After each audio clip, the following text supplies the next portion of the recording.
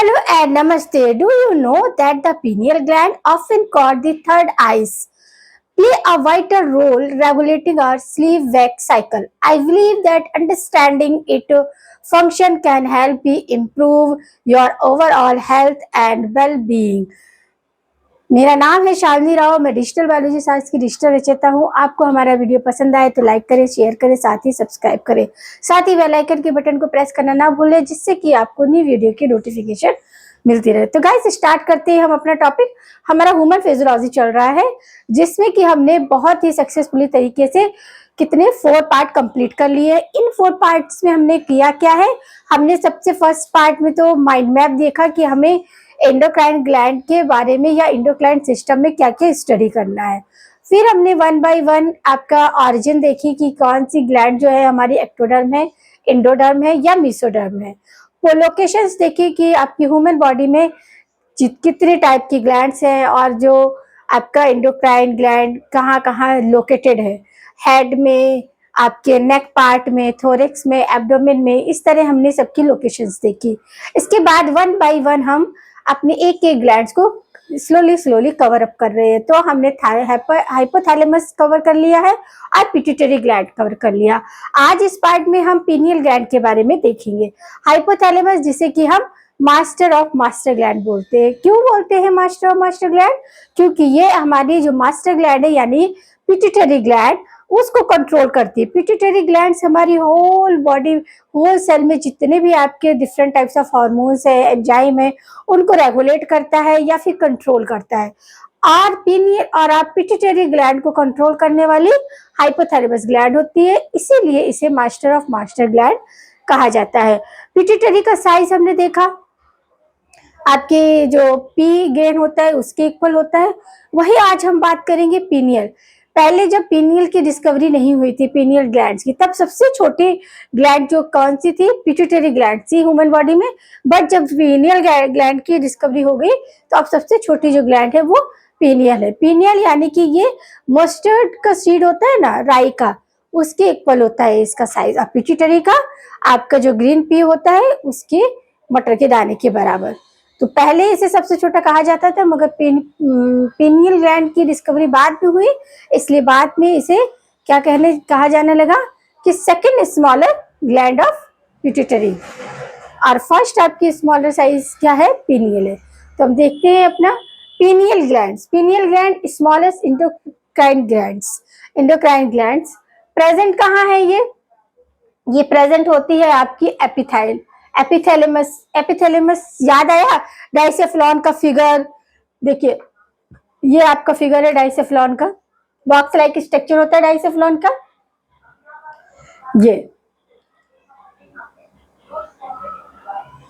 ये आपका क्या है, रूफ है। इसी को क्या बोलते हैं, एपिथैलेमस बोलते हैं। और यही हमारी क्या है, यहाँ पर आपकी पीनियल ग्लैंड्स की प्रेजेंस होती है, इसलिए इसे एपिफाइसिस भी बोलते हैं। लोकेशन कहाँ है आपका, एपिथैलेमस किसका, आपका डाइसेफ्लॉन का। यह आपका क्या है, थैलेमस है। और ये जो नीचे का जो बेस है या ये हम कह सकते फर्श है, हाइपोथैलेमस।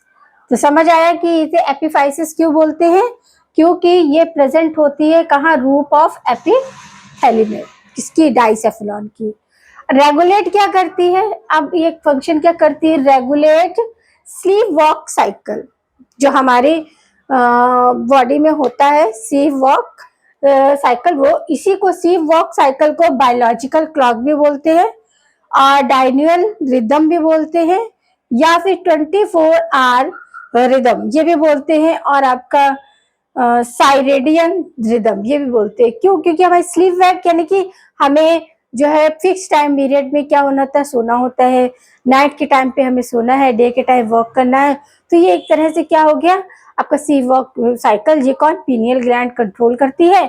इसी के अदर्स बहुत सारे नाम है, जैसे बायोलॉजिकल क्लॉक भी है, हमें टाइम पर सोना है, टाइम पर सबको करने हैं। तो ये हमारे जो शरीर है उसको सिग्नल देती है कि भाई अब हमारा जो ये आपका स्लीप वर्क का जो साइकिल है उसको पूरी तरह कंट्रोल में रखती है। अब इसमें आपके 2 डिफरेंट टाइप्स ऑफ हार्मोन्स भी सीक्रेट होते हैं, क्योंकि हमारी एंडोक्राइन ग्लैंड से क्या होते हैं, या तो हार्मोन सीक्रेट होगा या फिर एंजाइम होगा। बट इससे हार्मोन्स होते हैं कौन सा, मेलाटोनिन और सीरोटोनिन। दो इंपॉर्टेंट, मेलाटोनिन एंड सीरोटोनिन। ये कैसे होते हैं? ट्रिप्टोफैन डेरिवेट से। हमने केमिकल बेस पर देखा था कि हमारे केमिकल बेस पर जो हार्मोन्स थे उनके फीचर्स देखे, स्टेरॉइड्स हार्मोन्स थे और आपका अमाइनो एसिड डेरिवेट थे। अमाइनो एसिड डेरिवेट में ही आपका ट्रिप्टोफैन डेरिवेट और ट्रिप्टोसिन डेरिवेट्स, ये दो तरीके के आए थे। तो ट्रिप्टोफैन है, उसी में आपका क्या सीरोटोनिन और आपका क्या आता है? मेलाटोनिन आता है। ये दोनों आपके अमाइनो एसिड डेरिवेट्स में आते हैं। और केमिकल नेचर के बेस पे 3 टाइप ऑफ हार्मोन्स हमने देखे थे। स्टेरॉइड हार्मोन्स देखा था, अमाइनो एसिड डेरिवेट और प्रोटीज आपका हार्मोन्स देखे थे। ये हमने देखा था पार्ट 2 या 3 में। तो आपको क्या करना है? सिस्टमेटिक, अगर आप पीछे के पार्ट्स देख कर आते हैं तो बहुत अच्छा है, और अगर आपने नहीं देखा है तो आपको कोरिलेट करने के लिए पहले आप प्ले लिस्ट पे जाके पार्ट 1 और 2 देखिए, फिर कहीं जाके आप उससे कोरिलेट कर पाएंगे, क्योंकि सारी इंफॉर्मेशन हम नेक्स्ट वीडियो में देंगे तो फिर हम आगे हमारा सिलेबस नहीं बढ़ पाएगा। इसके लिए आपको कंटिन्यूशन में रखना है। आपको आगे जब आप ये देख रहे हो तो इसके पहले के 1-2 पार्ट आप देखोगे तो अच्छे से अंडरस्टैंड हो सकोगे। तो पीनियल ग्लैंड्स के क्या है? आपका स्मॉलेस्ट एंडोक्राइन ग्लैंड से प्रेजेंट कहाँ है? आपका रूफ ऑफ एपिथैलेमस, इसलिए इसे एपिफाइसिस भी बोलते हैं। रेगुलेट क्या करती है? स्लीप वॉक साइकिल करती है, जिसे बायोलॉजिकल साइकिल भी बोलते हैं, या 24 आवर साइकिल भी बोलते हैं, या क्राइनो रेडियल साइकिल भी बोलते हैं, और डायनियल रिदम भी बोलते हैं। डायनियल यानी डे नाइट हो गया। और आपका हार्मोन्स है मेलाटोनिन और सीरोटोनिन, जो कि किसमें आते हैं? ट्रिप्टोफैन डेरिवेट्स में आते हैं। ये आपका फर्दर डिवाइड है अमाइनो एसिड डेरिवेट्स, दो में ट्रिप्टोफैन डेरिवेट्स और आपका ट्रिप्सिन डेरिवेट्स। आप देखेंगे हम इनको कि किस तरह मेलानिन कैसे उड़ता है। तो पीनियल ग्लैंड्स में आपके हार्मोन्स क्या है? 2 हार्मोन्स होते हैं, मेलाटोनिन एंड सीरोटोनिन। बताया हमने मेलाटोनिन और सीरोटोनिन, ये दोनों कौन है? आपके ट्रिप्टोफैन डेरिवेट्स है, जो कि आपके अमाइनो एसिड डेरिवेट्स के अकॉर्डिंगली आते हैं। तो जब आपका कंसंट्रेशन क्या होगा? डार्क होगा, यानी कि हमारे जो आपका जो मेलाटोनिन, तो डार्क में कंसंट्रेशन क्या होता है? हाई होता है, और कंसंट्रेशन लाइट में क्या होता है? डिम होता है। तो हाई एंड लो होता है। क्या होता है? मेलाटोनिन जो है उसमें कंसंट्रेशन डार्क एरिया में क्या होता है? हाई होता है, वहीं लाइट एरिया में कम होता है। जो सीरोटोनिन है इसमें भी आपका यहाँ जस्ट उल्टा होता है, लाइट भी आपका हाई होता है और डार्क में लो होता है। अब मेलाटोनिन करते क्या है? हमने आपको डेरिवेट करके अभी बताया था पिट्यूटरी ग्लैंड्स के और ज़्यादा हार्मोन्स, कि जो हार्मोन जैसे ग्रोथ हार्मोन्स है, गोनेट्स है, तो इनमें क्या होता है कि आपका सीक्रेट होते हैं। तो कुछ हार्मोन्स जो होते हैं वो क्या होते हैं? रिलीजिंग फैक्टर होते हैं, और कुछ होते हैं इनहिबिटर। ये इनहिबिटर फैक्टर होते हैं। कौन? मेलाटोनिन और सीरोटोनिन। मेलाटोनिन का हम बात करेंगे। Melatonin inhibitor of the MSH. MSH का मतलब मेलिनोसाइट स्टिमुलेटिंग हार्मोन्स। क्या करते हैं? मेलिनोसाइट स्टिमुलेटिंग हार्मोन्स है। Are inhibitor of the gonads of GNH, यानी कि गोनेटोट्रोफिन हार्मोन्स। गोनेटोट्रोफिन हार्मोन यानी कि मेलेटोनिन जो है वो क्या करता है कि गोनेट्स के मैच्योरेशन में ज्यादा हेल्प करता है। तो अभी ये मेलेटोनिन है, इनहिबिटर ऑफ द एमएसएच और इनहिबिटर ऑफ द जीएनएच की तरह काम करता है। तो इसके फैक्ट क्या पड़ते हैं? तो केव ड्रावलिंग, यानी कि जो अंधेरी गुफाओं में जो पशु पक्षी रहते हैं, सैडी एनिमल्स, उनमें क्या होता है? लो बॉडी, उनकी बॉडी में क्या होता है? मेलेनिन कमी होता है, तो येलोइश होती है। क्या होती है? लो बॉडी पिगमेंट्स येलोइश। इसी तरह आपका चाइल्ड हु इज ब्लाइंड, मतलब जो बच्चा जन्म से ही अंधा है, हु इज ब्लाइंड चाइल्ड, तो उसमें मैच्योरिटी जो है वो जल्दी आती है। क्यों जल्दी आती है? क्यों? क्योंकि उसकी जो आइज होती है उसमें रेटिना में क्या है कि कुछ भी आपका कॉन्ट्रैक्ट और डिलेशन नहीं होता, हमेशा डिलेशन की पोजीशन में होती है। जो जन्म से बता रही है, जो अंधे होते हैं उनकी बात, जो किसी कारणवश हो गए उनकी नहीं बता रहे हैं। जो जन्म से ही होते हैं उनमें क्या होता है कि रेटिना डायलेट कंडीशन में होती है। डायलेट कंडीशन में होती है तो क्या होता है? मेलेनिन जो होता है वो डार्क एरिया, मतलब येलो ब्राइटनेस होता ही नहीं, डार्क एरिया में होता है। डार्क एरिया में होता है तो क्या करता है? वो इनहिबिटर है एमएसएच का, गोनेट्स का, तो क्या करेगा कि जो एफएसएच है उसको क्या जल्दी रिलीज करो। वैसे क्या होता है? डायलेशन होता है, कॉन्ट्रैक्ट होता है, तो वो हमारा क्या होता है कि मेलानिन है तो आपका वो उसको पकड़ के रखता है अदर्स हार्मोन से। मगर जब हमारा डायलेशन की इस कंडीशन में है, मेलानिन है ही नहीं है बॉडी में, तो क्या है? कि जीएनओ जल्दी फ्री हो जाते हैं, ये जीएनएच को जल्दी फ्री कर देता है गोनेटोफोर, तो ऐसे बच्चों में मेच्योरिटी जल्दी आ जाती है।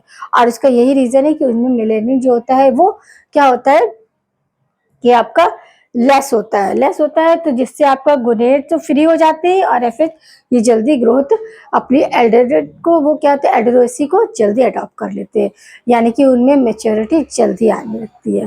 तो ये रहे आपके किसके पीनियल ग्लैंड्स के फंक्शन, पोजीशन, लोकेशन और उसमें कौन से हार्मोन्स है। तो इसकी लोकेशन क्या है, आपका एपिथैलेमस क्या है, किसकी डाइसेफ्लॉन की एपिथैलेमस वॉल पर रूफ पर होता है, इसलिए इसे एपिफाइसिस भी बोलते हैं। क्या कंट्रोल करता है, आपका रेगुलेट करता है स्लीव वेग साइकिल, या फिर हम बोल सकते हैं बायोलॉजिकल क्लॉक को। दो डिफरेंट टाइप के हार्मोन्स इसमें मिलते हैं देखने को, एक तो आपका क्या है सीरोटोनिन है और एक की मेलानिन है। मेलानिन है सेरोटोनिन, ये मेलानिन और सेरोटोनिन आपके केमिकल नेचर किसको वेरीफाई करते हैं, अमाइनो एसिड डेरिवेट्स को। अमाइनो एसिड डेरिवेट भी आपके फर्दर 2 पार्ट में डिवाइड है, एक तो आपका ट्रिप्टोसिन और एक ट्रिप्टोफैन। ट्रिप्टोफैन डेरिवेट्स में आपके मेलानिन एंड सीरोटोनिन आता है, सीरोटोनिन आता है। तो अब हम देखेंगे नेक्स्ट अपनी कौन सी, थायराइड ग्लैंड को। किसको देखेंगे, थायराइड ग्लैंड को देखेंगे। थायराइड की पोजीशन क्या होती है, ये हमारे थोरेक्स पार्ट में थोरेक्स पार्ट में होता है। अच्छा, आपको चीजें समझ आ रही हैं, सब चीजें अच्छे से क्लियर हो रही है, तो आपको चैनल को क्या करना है, लाइक करना है, शेयर करना है और साथ ही चैनल को सब्सक्राइब करना है। Do you know the thyroid gland, the controlling of the engine of the body?